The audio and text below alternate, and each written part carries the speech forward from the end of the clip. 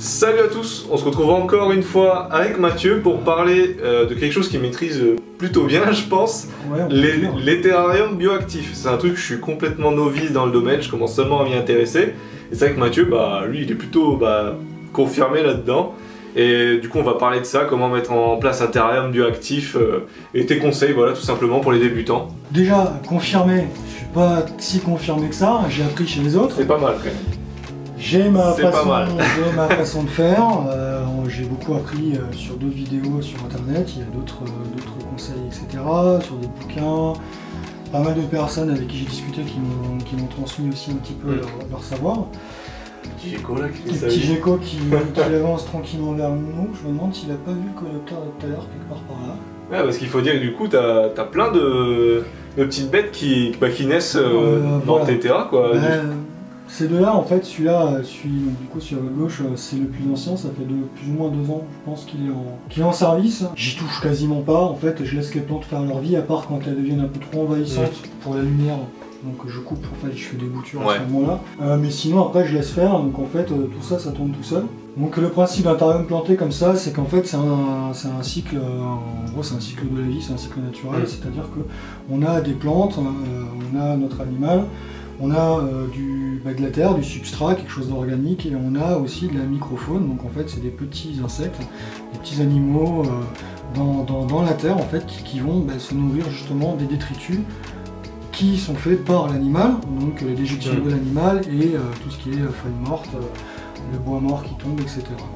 Ouais. Du coup, tout ça, ça fait un cycle et en fait, ça s'auto-entretient. Oui, du coup, il y a moins d'entretien à faire. Il y a un peu moins d'entretien. Bon, forcément, quand on voit un petit caca qui traîne, par exemple, là, j'en vois un sur une feuille, bon, celui-là, je vais aller le nettoyer parce que bon, les insectes, ils vont pas venir bouffer le caca qui est là-bas.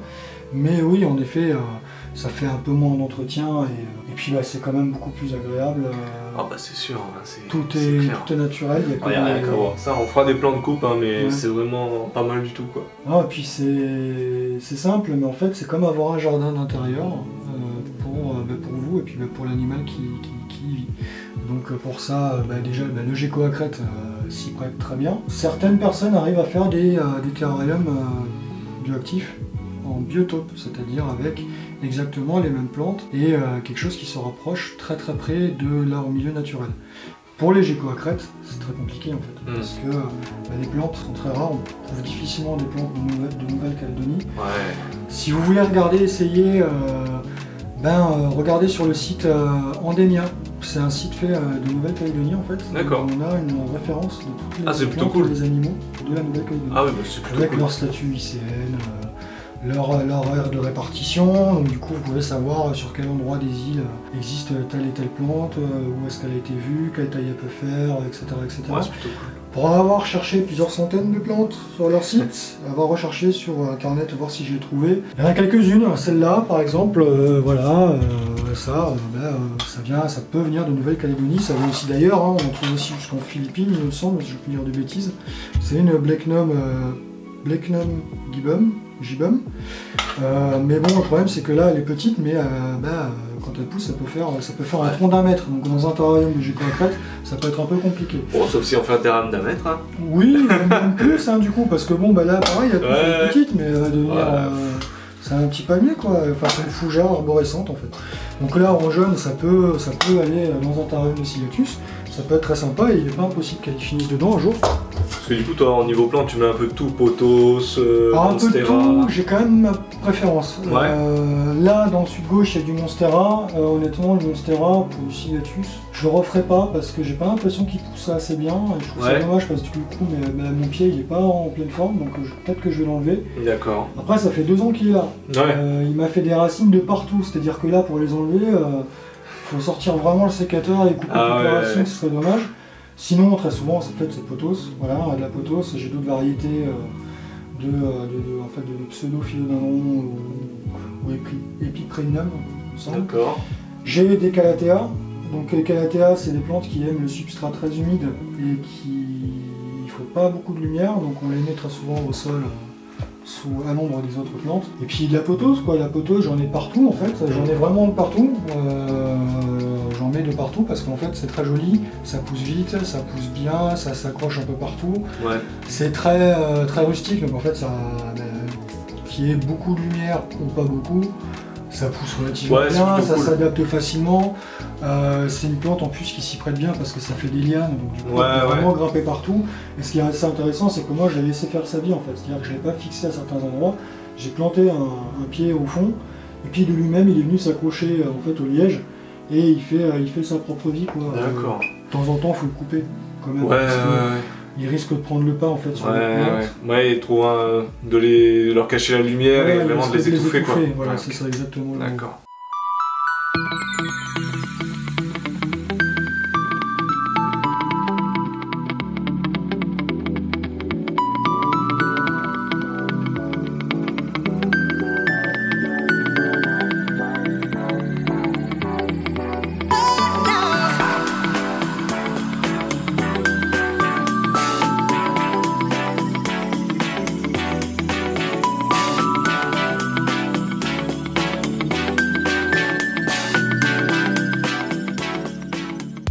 Et du coup, je voulais te demander, en substrat, qu'est-ce que tu mets? Toi, qu'est-ce que tu conseillerais pour vraiment bien lancer un terrarium bioactif? Alors le substrat, un terrarium bioactif, le substrat c'est en plusieurs étapes. Moi, je fais en fait, la façon dont je fais, c'est de la pouzzolane pour le drainage, de la véritable terre de bruyère forestière, tout simplement parce que en général elle est agriculture biologique, donc il y a un peu moins de saloperie dedans.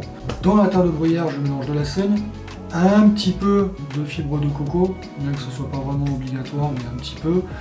Et puis des feuilles mortes, des petits bouts de bois, vous pouvez ramasser en forêt, vous les passez un peu sous l'eau, je les casse, je les mélange un peu à la terre, et en fait ces feuilles mortes, ces bouts de bois, etc., ça va donner en fait aussi à bouffer aux cloportes, tout simplement, en fait, qui est dans la terre, ils mangent ça en fait, les feuilles mortes et tout. Et puis ensuite, après, je finis en général pour vraiment le côté esthétique. Moi, je rajoute un petit peu de Forest Flore de chez Zoomed. Ouais. Un petit peu sur le dessus, ça fait vraiment un tapis de forêt. Mm. Quelques feuilles mortes en plus, des bouts d'écorce, Ouais, des petits détails, tu vois, des petits trucs ouais, comme qui ça, font plus naturel mais quoi. qui rendent un Ouais, aspect un peu plus naturel. Et après, je laisse faire en fait. D'accord. Je laisse faire. Et puis très souvent, ça prend vie quoi. Ouais, tout seul. Bon, on peut voir là, c'est vraiment effet naturel quoi. On se dit pas que c'est un terrarium. Moi j'ai l'impression de voir un petit bout de nature là, franchement c'est magnifique quoi. Moi j'aime bien, et puis c'est surtout qu'en fait je fais des photos de mes animaux. Ouais. Et On peut en parler hein, d'ailleurs, Mathieu a un compte Insta où il fait des superbes photos parce que c'est un photographe pro de base et il fait de superbes photos de geckos, de tous les animaux qu'il a, donc je mettrai les liens en description, n'hésitez pas. Et ceux des copains aussi. Ouais, voilà. Parce que bon, c'est pas mal. Et c'est vrai que en fait avoir un beau fond en fait quand on fait ces photos, plutôt que de l'avoir avec en fond un bout de sopalin, ou un poster, ou ça le fait moins pour une photo quoi. Et puis même les feuilles en plastique ou quoi, c'est pas. Enfin moi personnellement je trouve pas ça très joli. Du coup c'est vrai que voilà, le fait de faire des terrariums naturels, ça me permettait aussi d'offrir un beau fond pour mes photos, en plus que ce soit, en plus du côté confort pour l'animal, du côté très joli pour moi, et au fait aussi que à la base, moi je n'ai pas du tout la main verte, c'est-à-dire que je suis capable de te faire crever un cactus ou un bambou Lucky, là, tu sais, tout rond là. Moi je te fais crever ça en fait. Ah, il y a du niveau quand même. Une fois que c'est dans un aquarium ou dans un terrarium, j'arrive à le faire survivre. Ah ouais. Donc j'ai appris en fait petit à petit, j'ai jeté des pieds de plantes mais monstrueux avant que j'arrive à comprendre comment ça marche et tout, comment une plante fonctionne déjà, qu'est-ce qu'elle a besoin, etc. Et je savais rien de tout ça.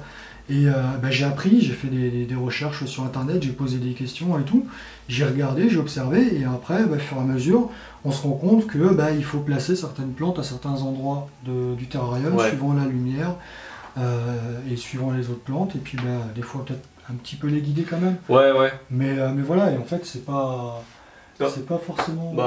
un autre coléoptère d'ailleurs.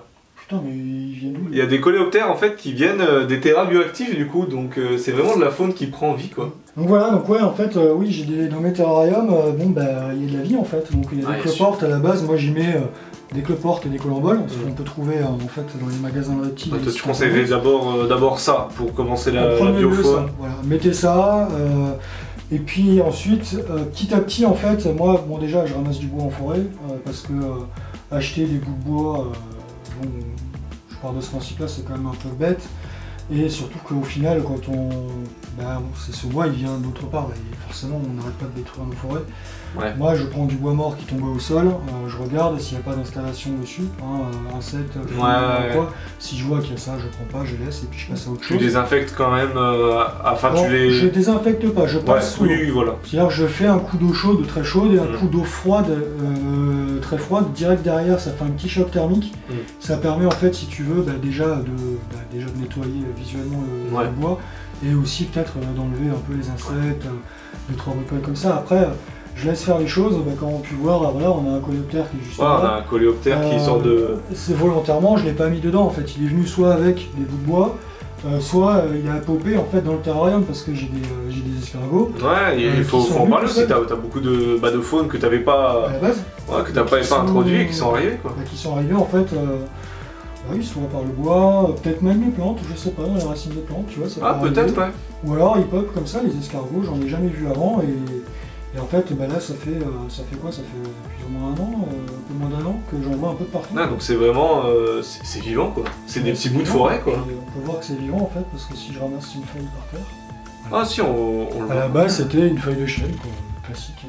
Et du coup tout ça c'est un cycle fermé, donc du coup il n'y a pas gros entretien à faire, de temps en temps peut-être donner un petit coup, nettoyer les excréments des animaux s'ils ne sont pas tombés au sol, et puis voilà. Niveau faune, tu conseillerais aussi peut-être des vers de terre pour le sol? On peut mettre des vers de terre, certaines personnes, alors ça dépend des animaux aussi avec lesquels vous les faites cohabiter. Ouais. Par exemple moi j'ai mis des vers de terre pour un terrarium, pour une table d'office.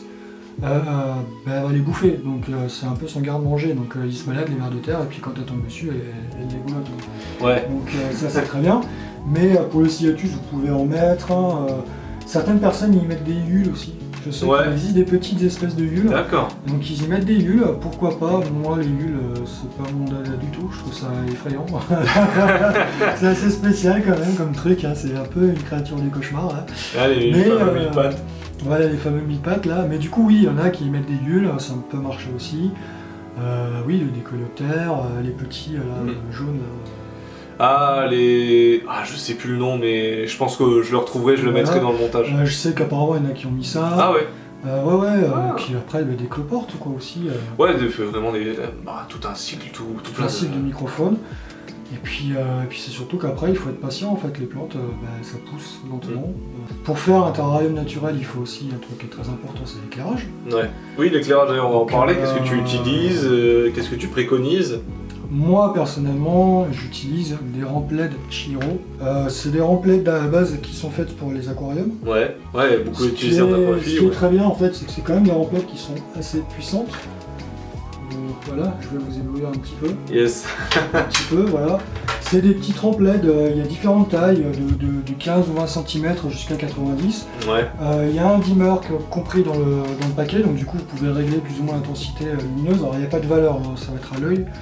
Et puis ce que j'aime bien c'est que ça reste du LED, donc la barre elle chauffe un peu, c'est pas non plus hyper fort, donc ça va très bien. Pour les plantes que j'ai dedans, c'est des plantes aussi, pour ça que je prends beaucoup de la pothos, un peu du monstera et d'autres variétés similaires, c'est que ce sont en fait des plantes qui ne nécessitent pas une lumière forte et une lumière précise. Voilà, il y a certaines fougères par exemple, c'est assez compliqué en terrarium, en tout cas à mon goût, et ou alors il faut douiller pour un éclairage horticole. Par exemple, tout ce qui est type les terrariums pour l'androbates, on en voit des très jolis passer.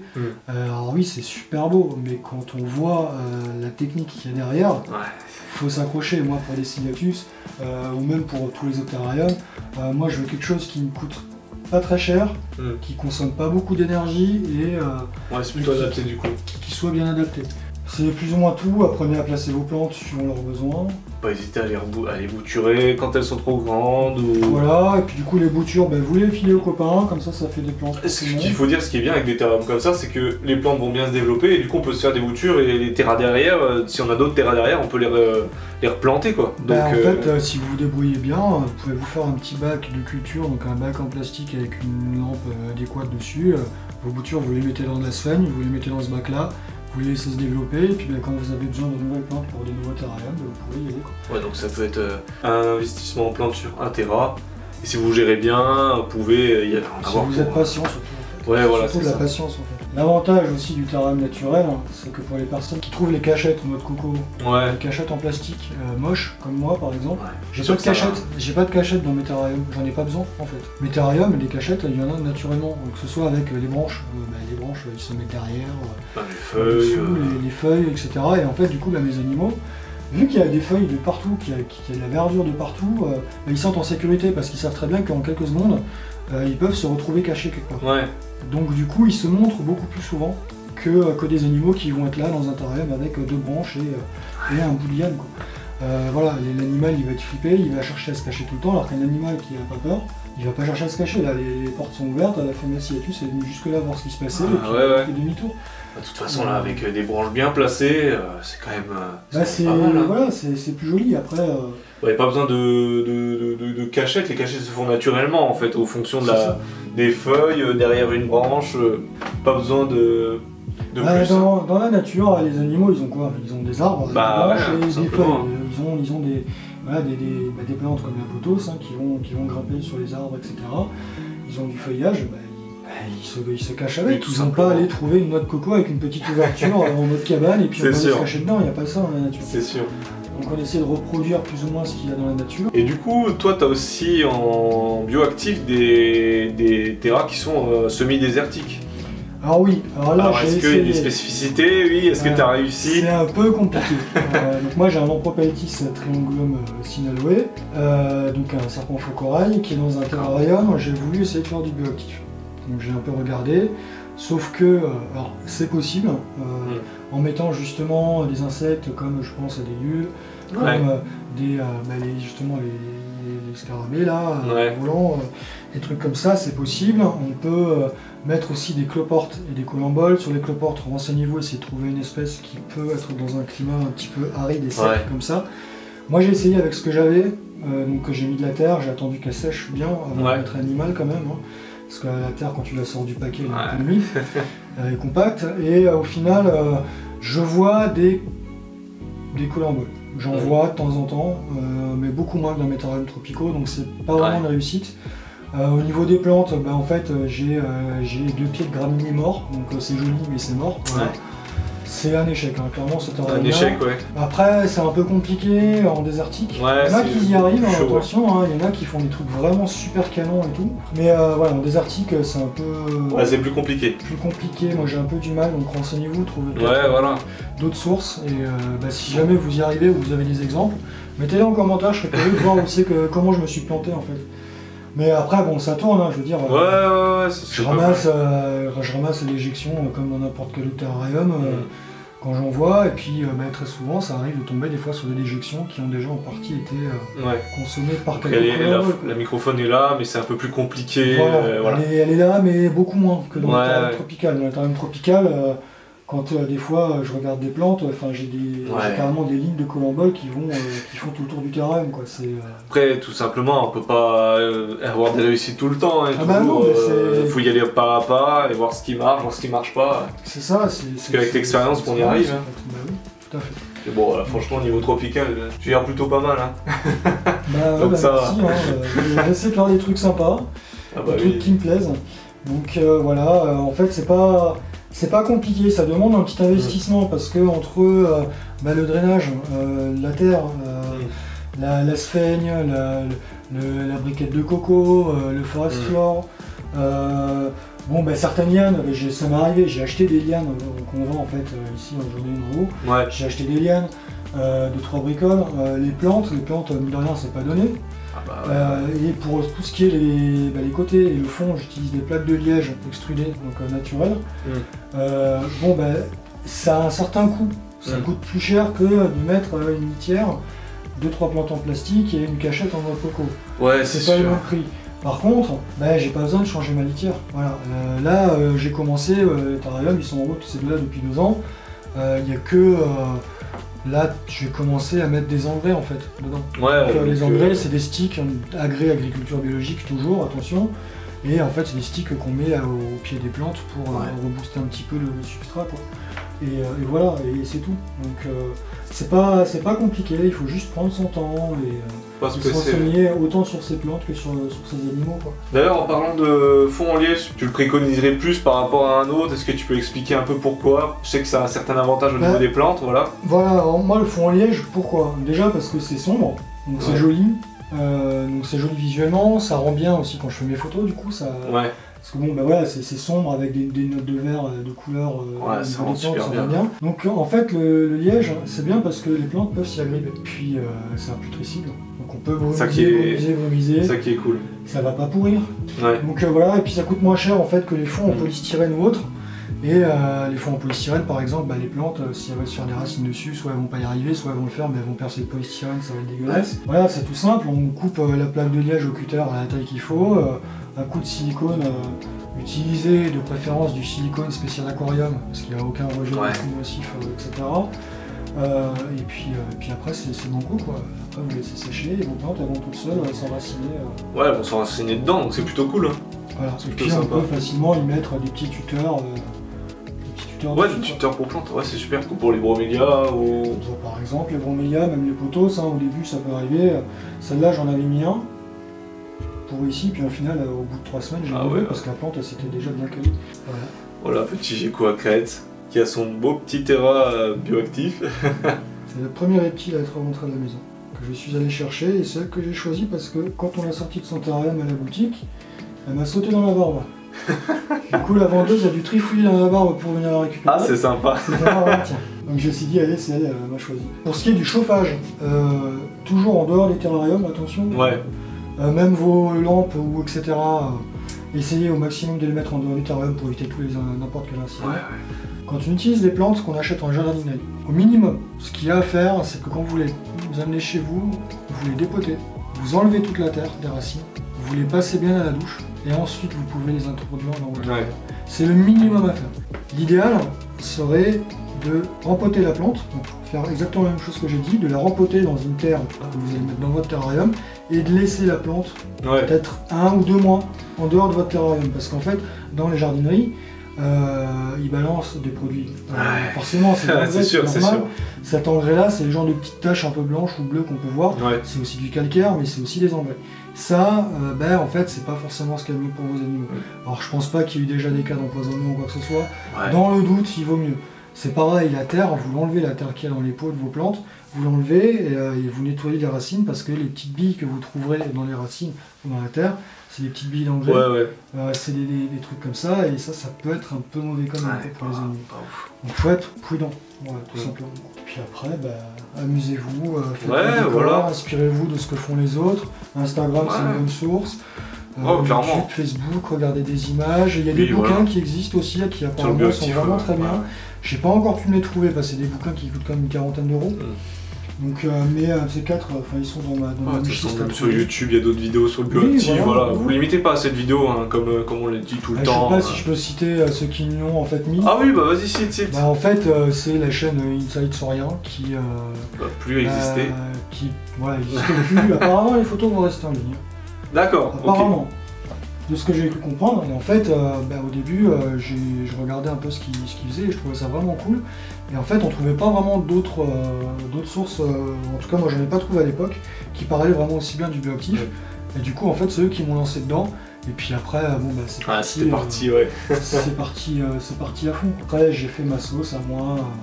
J'ai fait mes mélanges pour le substrat, j'ai choisi mes plantes que je préférais. Moi, chacun fait un peu comme il sent, quoi. Un peu comme il sent, et puis faites des essais dans les jardineries. Bon, je pense que c'est bon. On a bien condensé là. On a fait une grosse dose d'infos, mais au moins c'est cool. Et on a dit beaucoup de choses, mais il y en a encore énormément à apprendre. Oui, voilà. Les plantes, comme les animaux, il y a beaucoup de choses à savoir. C'est sûr, surtout sur le bioactif, c'est que le début. En France, oui, c'est assez récent. C'est récent, on y vient tout doucement. Je sais que les boutiques, au début, beaucoup étaient n'étaient pas forcément d'accord pour ça. Maintenant, ça vient petit à petit. Ça se fait beaucoup en Allemagne, apparemment. Ça se fait aussi beaucoup en Asie. Et puis aux US aussi, on a quand même pas mal de youtubeurs comme Sarpa Design, c'est une valeur sûre, vous pouvez aller voir ce qu'il fait, c'est très intéressant. C'est pas le même niveau, le mec il fait des trucs, le terrarium il est fait de A à Z, hein, les meubles il les fait lui-même. Ah ouais. C'est le mec qui tâte. Ah, ça peut être bien. Il tâte, hein. En même temps les mecs ils sont aux États-Unis, à chaque Super U du coin, ils ont tous les magasins de bricolage qu'ils veulent, donc c'est bon. Mais voilà, il y a. Regardez, passez du temps, passez des centaines d'heures sur internet, on a cet outil fabuleux. Renseignez-vous, on le dira jamais assez. De toute façon, entre ça et regarder des conneries à la télé, je préfère pas longtemps. C'est clair. Bon bah du coup moi je vais m'inspirer de tout ça hein, pour faire un terrarium de gecko à crête, hein, parce que moi je vais avoir un gecko à crête, voilà, parce que c'est pas un secret pour ceux qui me suivent sur Insta. D'ailleurs, hein, je rappelle, je mettrai l'Insta de Mathieu dans la description. Voilà, tout simplement. Bah, je pense que ça vous a quand même aidé. N'hésitez pas, vous renseigner, hein, comme on l'a dit, ça suffit pas ce qu'on dit. Et voilà, c'était super cool en tout cas de faire les deux petites vidéos là avec toi. Ça a fait plaisir, on a appris plein de trucs, mais moi j'ai appris plein de trucs, j'ai pris plein de yeux parce que les terrasses c'est quand même magnifique, hein, les plans de coupe, vous verrez. Hein. Moi, c'est la première fois que j'en vois des comme ça, hein. Honnêtement, c'est la première fois. Et puis voilà, pas de soucis. Likez, abonnez-vous, commentez si vous avez des questions, on pourra peut-être essayer de vous répondre. Hein. À la semaine prochaine, salut tout le monde. À bientôt.